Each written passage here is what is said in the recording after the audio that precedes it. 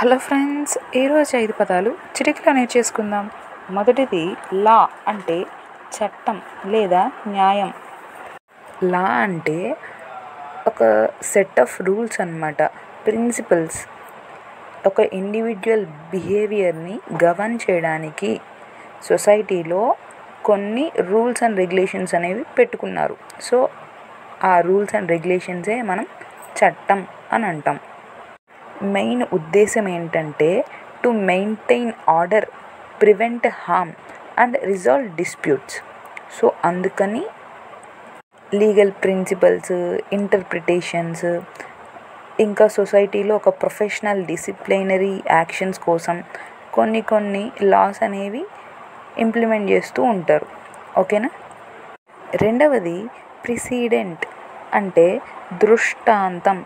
ఏంటిది దృష్టాంతం అనే పదం కూడా అర్థం కాలేదు అని అనుకుంటున్నారా? ప్రిసిడెంట్ అంటే ఒక పాస్ట్ కోర్ట్ డెసిషన్ అన్నమాట.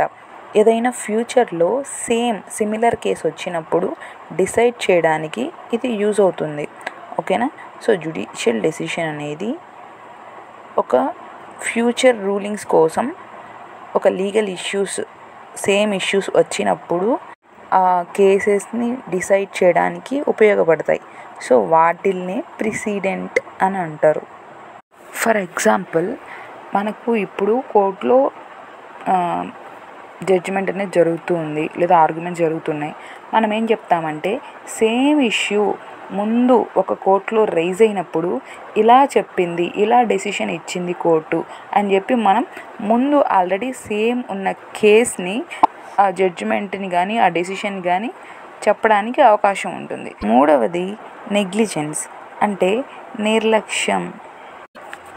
నెగ్లిజెన్స్ అంటే డ్యూ కేర్ అండ్ అటెన్షన్ లేకుండా ఏదైనా సరే యాక్ట్ చేసినా, ఒమిషన్ చేసినా అది నెగ్లిజెన్స్ అవుతుంది.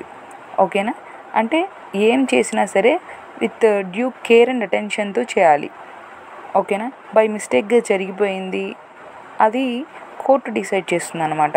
సో మనం ఏం చేసినా నెగ్లిజెన్స్గా చేయకూడదు. డ్యూ కేర్ అండ్ అటెన్షన్తో, కాషన్తో చేయాలి. ఓకేనా.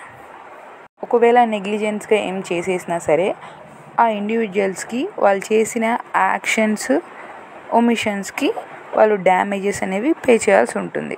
ఎందుకు? నెగ్లిజెన్స్గా బిహేవ్ చేసినందుకు. నాలుగవది సెంటెన్స్ అంటే శిక్ష.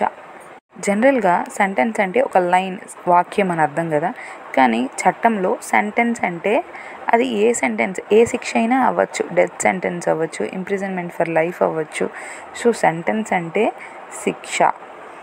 తర్వాత ఐదవది కేస్ అంటే కేసు. జనరల్గా కోర్టుకి ప్రాక్టీస్కి వెళ్తుంటే కేస్ అంటే మనం క్రిమినల్లో యూజ్ చేస్తాం, సివిల్లో ఉన్నదాన్ని సూట్ అంటాం. సో ఇవి ఇవాల్టి 5 పదాలు. మీకు నచ్చినట్లయితే లైక్ కొట్టి, షేర్ చేసి, సబ్స్క్రైబ్ చేసుకోండి. నేను మళ్ళీ రేపు కలుస్తాను ఇంకొక వీడియోతో. ఓకేనా. బాయ్.